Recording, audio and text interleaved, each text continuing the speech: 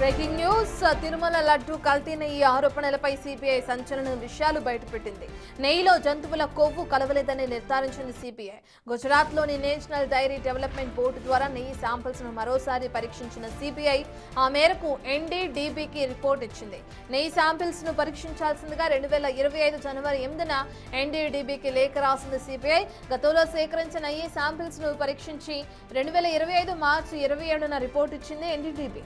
ఇక CBI SIT ఇచ్చిన ఛార్జిషీట్లో నెయ్యి కల్తీపై సంచలన విషయాలు పొందుపరిచింది.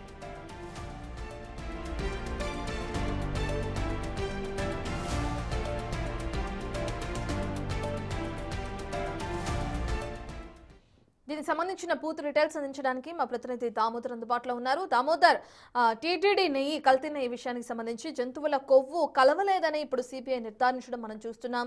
అయితే దీనికి సంబంధించిన డీటెయిల్స్ అంటే ఎప్పుడు గుర్తించారు, ఎప్పుడు ల్యాబ్ కి సంబంధించిన రిపోర్ట్స్ రావడం జరిగింది, ఎప్పుడు సిబిఐ ఈ నిర్ణయాన్ని వెలువడించడం కూడా జరిగింది, సంబంధించిన డీటెయిల్స్ ఏ విధంగా అనుకోవచ్చు దామోదర్? టీటీడీకి ఏదైతే 2019 నుంచి 24 వరకు మధ్య జరిగిన నెయ్యి కల్తీ జరిగిందన్న దానిపైన సుప్రీంకోర్టు ఏర్పాటు చేసిన స్ట్రిక్ట్ దర్యాప్తు బృందం ఏదైతే అటు సిబిఐతో పాటు ఇటు రాష్ట్ర పోలీసు ఉన్నతాధికారులు అదేవిధంగా హైదరాబాద్ మైసూరుకు చెందిన ఒక ప్రతిష్టాత్మకమైన ల్యాబ్ కు సంబంధించిన సైంటిస్ట్ వీరందరితో కలిసి ఏర్పాటు చేస్తున్న స్ట్రిక్ట్ బృందం మరోసారి ఎన్డీడీబీకి గతంలో ఏదైతే పరీక్షించారో అదే ఆ పరీక్షించిన నెయ్యిని మరోసారి ఎన్డీడీబీ ల్యాబ్ కు పంపితే ఇందులో జంతువుల కొవ్వు కలపలేదు, కానీ పూర్తి స్థాయిలో ఇటు రసాయనాలు అదేవిధంగా పామాయిల్ తో పాటు ఇతర అవశేషాలు కలిపారు.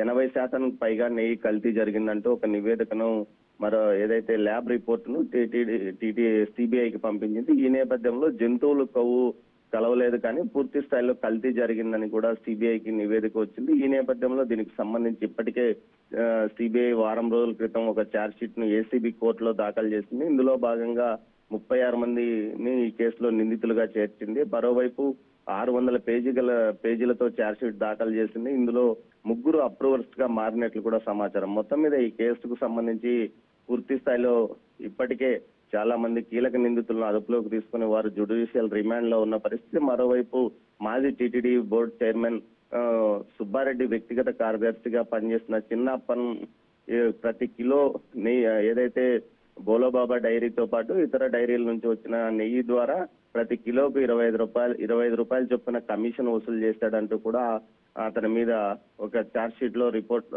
నమోదు చేస్తే జంతువుల కొవ్వు కలిసిందా లేదా అన్న విషయం మీదనే పెద్ద ఎత్తున చర్చ నడిచిన నేపథ్యంలో జంతువుల కొవ్వు ఏదైతే వీరు పంపిన ఏదైతే నమూనాలో జంతువుల కొవ్వు కలవలేదని మాత్రం నిర్ధారించినట్లు సమాచారం.